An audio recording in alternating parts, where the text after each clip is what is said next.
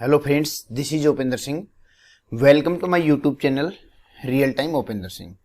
साथियों, आज की वीडियो में हम बात करेंगे कि बीएड की जो गवर्नमेंट यूनिवर्सिटियां हैं और गवर्नमेंट यूनिवर्सिटी के अंडर में जो प्राइवेट और गवर्नमेंट जो कॉलेज होते हैं उन कॉलेज में क्या डिफरेंस होता है, क्या अंतर होता है, इस बारे में हम बात करेंगे।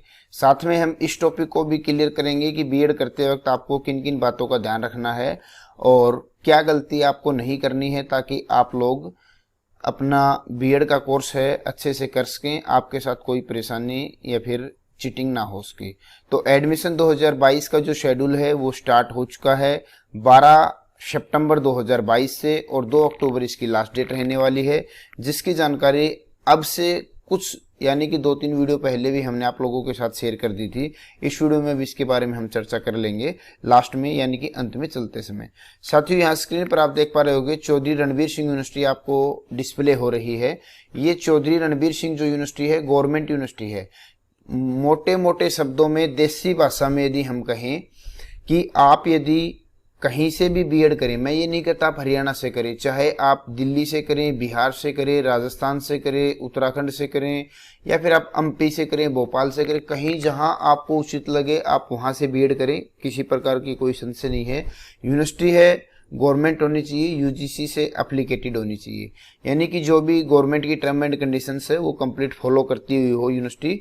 और साथ में इस चीज का ध्यान रखना है, सरकारी यूनिवर्सिटी होनी चाहिए। प्राइवेट यूनिवर्सिटी से आपको बीएड का कोर्स नहीं करना है।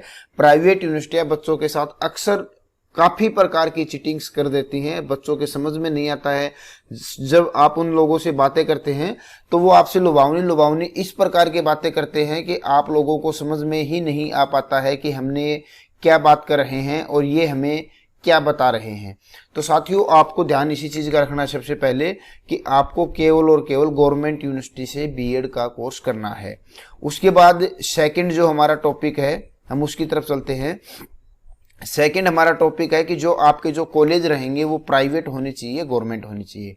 साथियों, गवर्नमेंट और प्राइवेट दोनों कॉलेजेस होते हैं, गवर्नमेंट यूनिवर्सिटी के अंडर में काम करते हैं। फॉर एग्जांपल मैं आपको बताना चाहूंगा, सीबीएसई बोर्ड के जितने भी स्कूल होते हैं मोस्टली स्कूल प्राइवेट होते हैं, बट भारत सरकार के द्वारा उसको रन कराया जाता है, यानी कि गवर्नमेंट बोर्ड होता है और उसके अंडर में कुछ प्राइवेट स्कूल्स होते हैं जो कि रेगुलर वर्क करते हैं। आपके एरिया में भी बहुत अच्छे अच्छे स्कूल होंगे, हमारे एरिया में भी बहुत अच्छे स्कूल हैं।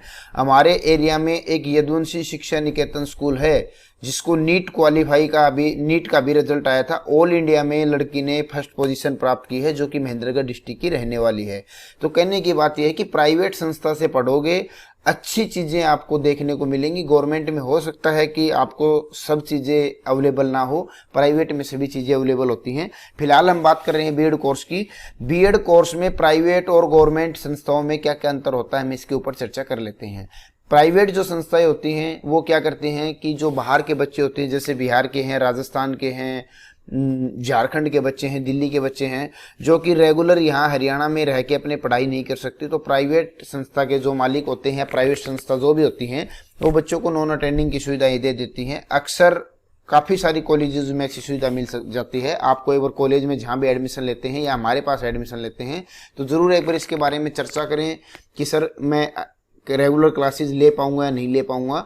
तो इस प्रकार से आपको उसके बारे में जानकारी दे दी जाएगी। प्राइवेट संस्थाएं इस प्रकार की सुविधा दे देती हैं। गवर्नमेंट जो कॉलेज आपको मिलने वाला है वहां आपको मैं बताना चाहूँगा 2 साल का यदि आपका बीएड का कोर्स है 24 महीने का, तो उसमें मोस्टली 75 से 80% अटेंडेंस आपको देनी होती है। और ये अटेंडेंस देते समय आप लोगों के माइंड में एक संशय होता है कि गवर्नमेंट कॉलेज में दाखिला मिलेगा तो कम फीस रहेगी, प्राइवेट कॉलेज में दाखिला लेंगे तो ज़्यादा फीस रहेगी। साथियों, बिल्कुल आपका क्वेश्चन सही है, गवर्नमेंट कॉलेज में फीस कम होती है, बट कहने की बात यह है कि एक बिहार का बच्चा हरियाणा के अंदर आके 24 महीने तक यहाँ रहेगा तो उस बच्चे को काफ़ी खर्चा वहन करना पड़ेगा। मैं आपको एक एग्जाम्पल के तौर पर बताना चाहता हूँ। यदि आपने हरियाणा में दाखिला लिया है, 24 महीने आप यहाँ रहेंगे और उस दौरान आपने कम से कम आज के दिन पीजी वाले 5,500 से 6,000 रुपये तक का चार्ज करते हैं, तो 1,44,000 रुपये आपका रहने का और खाने का खर्चा है। जबकि आप अपने घर से कॉलेज आओगे, बीच में भाड़ा किराया, आपके अन्य जो खर्चे हैं, लत्ता कपड़ा बुक्स का या फिर जो भी घरेलू चीज़ के जो खर्चे होते हैं वो एक्स्ट्रा खर्चे होते हैं। साथ में यदि फीस की बात करें तो फीस हो सकती है 15, 20, 25, 30 हज़ार रुपये तक होगी। फीस यदि दोनों साल की भी हम 30 हज़ार रुपये माने तो 1,44,000, इसको राउंड फिगर में हम 1.5 लाख रुपए भी लेके चलते हैं तो मैं आपको बताना चाहूँगा 1.5 लाख रुपए तो आपका रहने का खर्चा हो जाता है यदि आप इसको अफोर्ड नहीं कर पाते हैं। तो यदि आप रेगुलर क्लासेज अटेंड करना चाहते हैं, किसी प्रकार की कोई परेशानी नहीं है, तो बिल्कुल आप बेहिचक होकर कर सकते हो। 1.5 लाख रुपए रहने का खर्चा, 50,000 कॉलेज की फीस और एक्स्ट्रा खर्चा, 2 लाख रुपए तक आपको बीएड का कोर्स पड़ेगा। जबकि जो ये प्राइवेट संस्था के जो मालिक होते हैं वो क्या करते हैं कि बच्चों को नॉन अटेंडिंग की सुविधा अवेलेबल करा देते हैं प्राइवेट संस्था वाले, और बच्चे घर बैठ के पढ़ाई कर लेते हैं। बीएड की जो फीस होती है वो अप्रोक्सीमेट 98,000 के आसपास होती है, उसमें भी कुछ डिस्काउंट मिल जाता है। हम अपने जितने भी जान पहचान के साथी हैं जो हमारे संपर्क में काफ़ी समय से हैं, हम 85,000 रुपये के हिसाब से बच्चों के एडमिशन करवा रहे हैं प्राइवेट संस्थाओं के अंदर, और यदि कोई बड़ा ग्रुप बनता है तो उसमें भी डिस्काउंट की संभावनाएं बन जाती हैं। तो साथियों, प्राइवेट और गवर्नमेंट संस्था में कोई अंतर नहीं है, दोनों की डिग्री है इक्विवेलेंट रहने वाली है। गवर्नमेंट संस्था में यदि आप नज़दीक हैं, आपकी कोई नियर बाई कॉलेज है 2, 4, 5, 10 किलोमीटर की डिस्टेंस पर, तो आप गवर्नमेंट कॉलेज की चॉइस करें। और मेरा कहना यही है कि यदि आप अन्य स्टेट के राज्य के छात्र हैं, राजस्थान के हैं, बिहार के हैं, झारखंड के हैं, जहां आने जाने के लिए 2 से 3 दिन का भी समय लगता है, तो आप प्राइवेट संस्था को चूज कर लें। और नॉन अटेंडिंग की सुविधा आप लेना चाहते हैं तो कॉलेज के पास इस प्रकार की फैसिलिटी अवेलेबल मिल जाती है। उसके बाद एक सेकेंड और 3 नंबर बात है हमारी कि क्या कुछ गलती आपको नहीं करनी है। हरियाणा में जब आपका बीएड का एडमिशन होता है तो उसमें क्या सिस्टम होता है कि ग्रेजुएशन में 50% मार्क्स कंपलसरी होते हैं। कई बार क्या होता है कि कुछ एक कॉलेजेस ऐसे भी होते हैं जिनकी सीट किसी कारण से नहीं भर पाती हैं और वो बच्चों की कम परसेंटेज होने के बाद भी दाखिला ले लेते हैं। तो साथियों, आप किसी भी राज्य के निवासी हैं और आपने ग्रेजुएशन कर रखी है, आप किसी भी कैटेगरी से बिलोंग करते हो, एससी, बीसी या फिर अन्य किसी भी कैटेगरी से, आपको हरियाणा में जर्नल में काउंट किया जाएगा। आपके 50% मार्क्स होने अति आवश्यक है। यदि आपके 50% मार्क्स ग्रेजुएशन में नहीं है तो आप दाखिला ना लें। ग्रेजुएशन में ना होने के बाद यदि आपने पोस्ट ग्रेजुएशन कर रखी है, पोस्ट ग्रेजुएशन में आपके 50% मार्क्स हैं तो भी आपका दाखिला हो जाएगा। बट ग्रेजुएशन और पोस्ट ग्रेजुएशन में से किसी भी एक क्लास में 50% मार्क्स नहीं है तो आप दाखिला ना लें। आपको इस चीज का ध्यान रखना है। एक सेकंड त्रुटि या गलती बच्चों से क्या होती है कि बच्चे दाखिला ले लेते हैं, माइग्रेशन जमा करानी भूल जाते हैं, क्योंकि कॉलेज उनको फोन करके बार बार नहीं बोलता है कि बेटा माइग्रेशन जमा कराओ, माइग्रेशन जमा कराओ। और बाद में क्या होता है कि कॉलेज के द्वारा, यूनिवर्सिटी के द्वारा इतना फाइन आप लोगों के ऊपर लगा दिया जाता है उस माइग्रेशन को लेके, 15 से 20 हज़ार रुपए तक का फाइन भी होता है। तो आप जब भी एडमिशन लें कोशिश करें कि एडमिशन के टाइम पे माइग्रेशन जमा करा दे। माइग्रेशन आने में यदि देरी भी होती है तो जो आपकी अंतिम तिथि होती है उसके बाद 15-20 दिन, महीने भर तक का समय मिलता है। आप माइग्रेशन को लेके खुद एक्टिव हो, कॉलेज को माइग्रेशन दे, उसकी रिसीविंग लेने की कोशिश करें। या फिर आप स्पीड पोस्ट के माध्यम से कॉलेज में भेजते हैं तो स्पीड पोस्ट की रिसिप्ट अपने पास जरूर रखें, ताकि कभी भविष्य में इस प्रकार का विवाद हो कि आपने माइग्रेशन नहीं भेजी तो आप उस रिसिप्ट को दिखा सकते हो, सर इस डेट को मैंने इस समय पे और इस पोस्ट ऑफिस से मैंने अपना जो डाक के माध्यम से भेज दिया था उसका ऑनलाइन रिकॉर्ड भी निकाल के अपने पास रखें कि इस डेट को आप लोगों ने इसको रिसीव कर लिया था।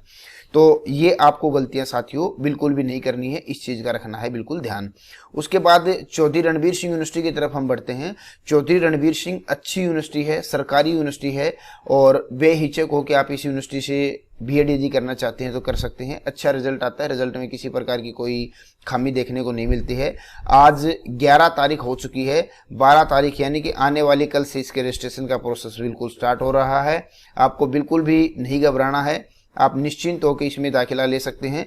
स्क्रीन पर आपको एक मोबाइल नंबर दिखाई दे रहा है 9467179859। ये हमारा कॉन्टैक्ट नंबर है। आपके किसी भी प्रकार के कोई क्वेश्चंस हैं तो आप पूछ सकते हैं, और यदि आप हमारी देखरेख में अपना बीएड के कोर्स में दाखिला लेना चाहते हैं तो भी आप इस मोबाइल नंबर पर संपर्क कर सकते हैं। व्हाट्सएप और कॉल की दोनों सुविधाएं इसके ऊपर उपलब्ध होती हैं। कई बार क्या होता है कि कॉल्स ज़्यादा आने की वजह से आप लोगों के फ़ोन रिसीव नहीं हो पाते हैं। तो साथियों, हमारी टेक्निकल टीम एक सीरियल वाइज के हिसाब से बच्चों के कॉन्टैक्ट नंबर नोट करती रहती है। जब भी उनको ये उचित लगता है कि भाई अब बच्चों से बात करनी चाहिए, उस दौरान वो आपको बैक कॉल करके भी बात करेगी। ऐसा नहीं है कि किसी बच्चे ने फ़ोन किया और हमने उसके फ़ोन को एक समय पे किसी कारण से रिसीव नहीं कर पाए तो उसको नेगलेक्ट कर दिया।